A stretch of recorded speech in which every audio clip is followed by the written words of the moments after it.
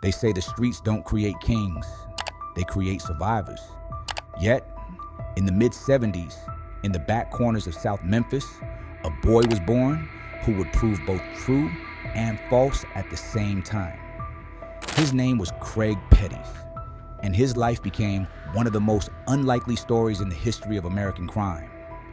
Raised in the Riverside Projects, a place where barbecue smoke drifted over cracked sidewalks and blues music carried the pain of the people, Petties wasn't expected to rise above poverty.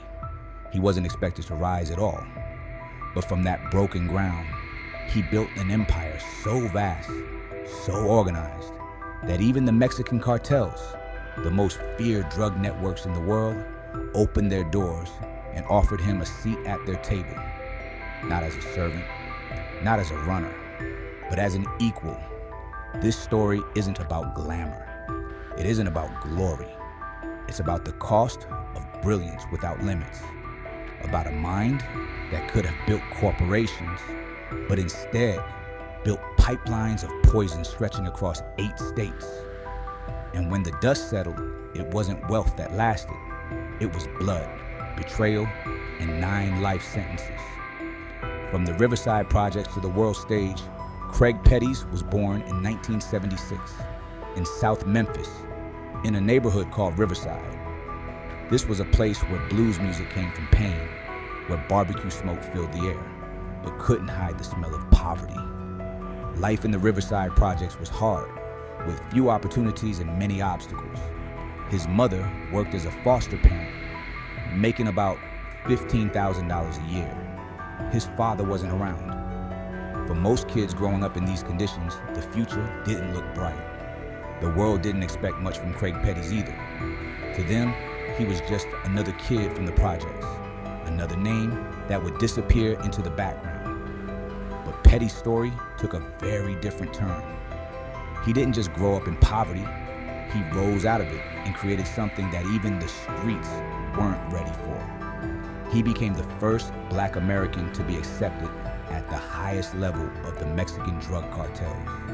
Not as a worker, not as a middleman, but as a partner, someone who sat at the same table as cartel bosses. His journey from Riverside to international crime is one of the most shocking and surprising stories in American history. The streets as a classroom for Craig Petties, the streets became his first teacher. By age 14, he was already selling small amounts of crack cocaine. Memphis in the late 1980s was full of drugs, violence, and survival. School wasn't giving him hope for the future, but the streets showed him a different type of education.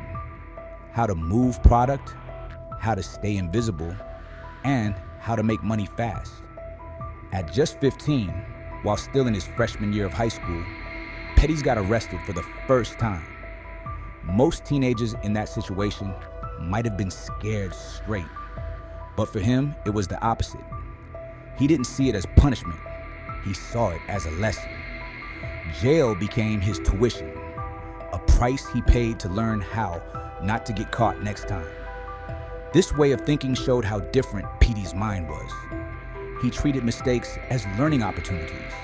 He understood invisibility could be turned into power. While other kids studied textbooks, Petty studied the game. The rules of the streets became his school subjects: trust, betrayal, discipline, and risk. Those lessons built the foundation for everything he would become later in life. The $500,000 breakthrough at 18, Petties faced a choice that would change his entire life. A local dealer got arrested and his car was impounded. Hidden inside the car was $500,000 in cash. Petty's cousin, Antonio Allen, was asked to recover the money. The problem? Allen was too big to climb the fence, so he brought in his smaller, quicker cousin, Craig. That night, Petty scaled the fence, broke into the car, and pulled out the hidden cash. But here's where the story takes a sharp turn. Most young men would have handed over the money and taken a small cut. Petty's didn't. He and Allen double-crossed the dealer and kept the whole stash for themselves. Petty's walked away with $50,000. his personal seed money. For a teenager, this was more than money. It was an opportunity. Instead of wasting it on flashy cars or jewelry, Petties used it to build something bigger. That one daring heist was the spark that lit the fire. It gave him the resources to start an empire. Some decisions saved your life, others destroy it. For Petties, this one launched his rise. Building an invisible empire. By the late 1990s, Petties wasn't just another dealer. He was becoming something else. An organizer, a planner, almost like a CEO. With the $50,000 from the car heist, he started investing in property. He bought a house in Hickory Hill, a quiet Memphis suburb, paying $185,000 in cash, while others bought chains, cars, and clothes that screamed attention. Petties kept a low profile, but behind the scenes, he was building infrastructure. He studied how terrorist cells operated and how big corporations were structured. He applied those lessons to his drug business. He created a network of stash houses spread across different states, used encrypted phones before most people even knew what encryption was, and organized his crews like small departments inside a company. This was not corner hustling. This was corporate America with cocaine instead of coffee. Petties had figured out how to scale the business without attracting unnecessary attention. His operation was disciplined, strategic, and efficient. By staying invisible, he was becoming unstoppable. What Memphis was witnessing was no longer street-level crime. It was the birth of a full-fledged criminal empire. Memphis becomes a hidden hub. Most people didn't think of Memphis as a major drug city. In the late 90s, federal agents were focused on Miami, Los Angeles, and New York. Memphis seemed like just another small dot on the map. But that was Petties' biggest advantage. While the spotlight was on other cities, he quietly turned Memphis into one of the most important drug hubs in the South. Memphis had something unique: its location. From there, you could reach Atlanta, Houston, St. Louis, Nashville, and many other major cities within a day's drive. It was like the perfect distribution center for drugs. Petties used this geography to his advantage. He built routes and supply lines that connected all these cities, making Memphis the center of a hidden network. While others saw Memphis as ordinary, Petties saw opportunity. He understood the value of being underestimated. By the time law enforcement realized what was happening, Petties had already expanded into 8 states. His empire was moving massive shipments, and Memphis was no longer invisible.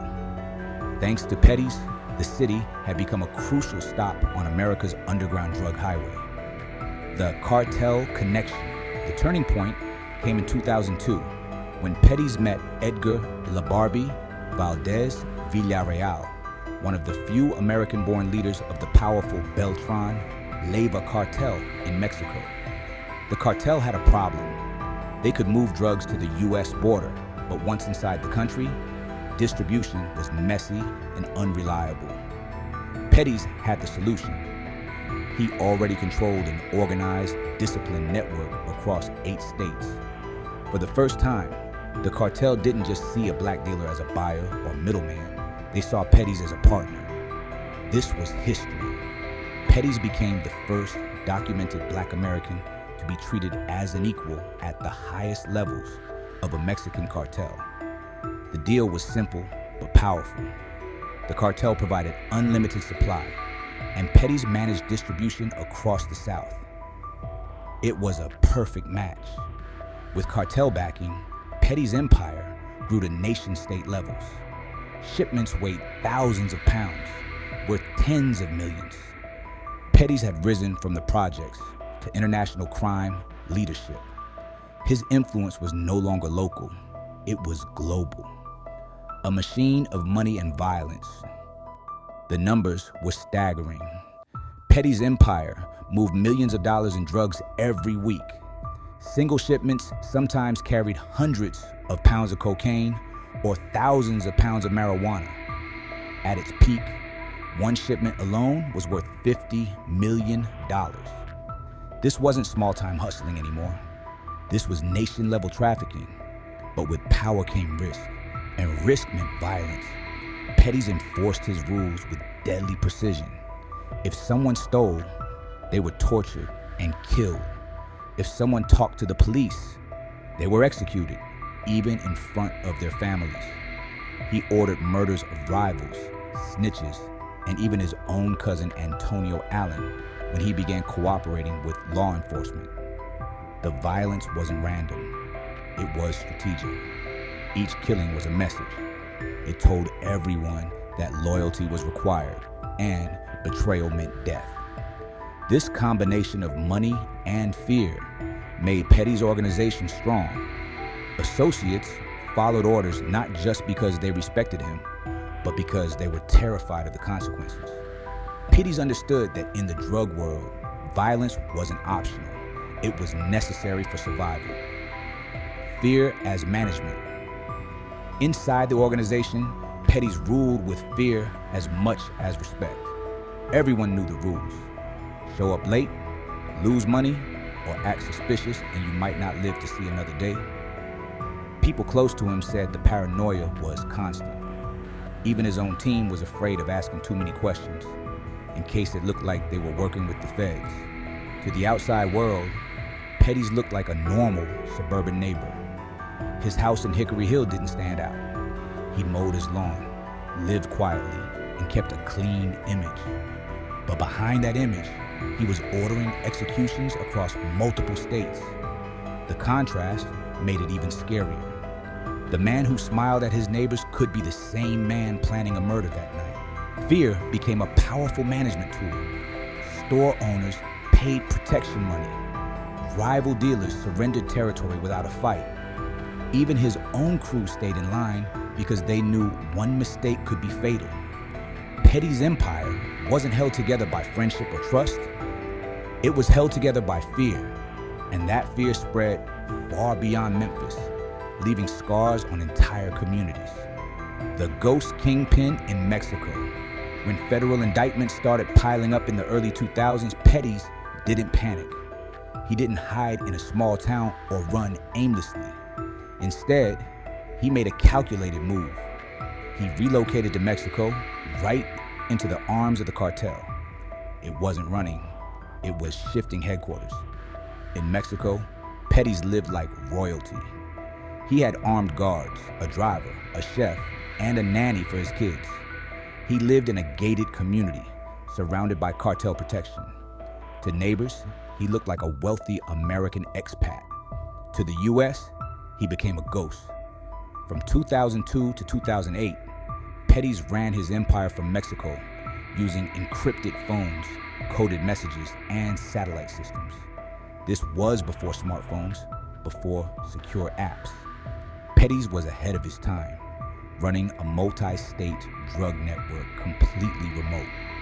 He proved you didn't need to be physically present to control everything. For 6 years, he was untouchable. The U.S. Marshals put him on their 15 most wanted list, alongside terrorists and serial killers. Yet, Petties kept living comfortably, pulling the strings from a safe distance. The fall of an empire. By 2008, things started to change. The U.S. put pressure on Mexico to hand Petties over. Protecting him became too costly, even for corrupt officials. On January 10th, 2008, his world ended. At dawn, helicopters filled the sky over his luxury home in Mexico. Mexican soldiers surrounded the compound. This time, they weren't the cartel's allies. They were there to take him down. No shots were fired. After years of being untouchable, Petties was arrested quietly. His wife watched. His kids were confused. The ghost Kingpin was suddenly just a man in handcuffs. Back in Memphis, his empire crumbled. Federal agents had already turned many of his associates into witnesses. Childhood friends, lieutenants, drivers, they all testified. By 2009, Petties pleaded guilty to 19 charges. He avoided trial, but not punishment. In 2013, he was sentenced to 9 life terms. The empire that once controlled the South had officially collapsed. Legacy of fear and lessons of failure. Craig Petties' story didn't end with his arrest. The impact of his empire is still felt today. After he was taken down, Memphis's murder rate spiked 30% as smaller crews fought for control. The city never saw another organization reach Petties' level. Instead, the drug trade became fragmented, with dozens of smaller groups instead of one giant empire. The Mexican cartels learned a lesson too. Never rely on one partner. Petties' downfall showed them the danger of putting all their product in a single pipeline. As for Petties himself, he now works in a prison library, teaching literacy classes to other inmates. Some see this as redemption, others as irony. The man who once destroyed lives now helps people learn to read and write. But his story carries a deeper truth. Brilliance without boundaries leads to destruction. Petties had the mind of a businessman, but he used it for crime. He built an empire, but it ended in blood, betrayal, and prison. His legacy is a cautionary tale. In the drug game, nobody wins. There are no happy endings, only prison or death. Craig Petties' story reminds us that even the sharpest minds can be lost to the wrong path, leaving behind fear, broken families, and a legacy of caution. From the streets of Memphis to the highest levels of a cartel, his rise and fall prove one thing: the game always takes more than it gives. Thank you for watching. If you found this helpful, please hit the like button and don't forget to subscribe for more valuable insights. We have many more powerful stories ahead, and you won't want to miss what's coming next. Stay curious, stay informed,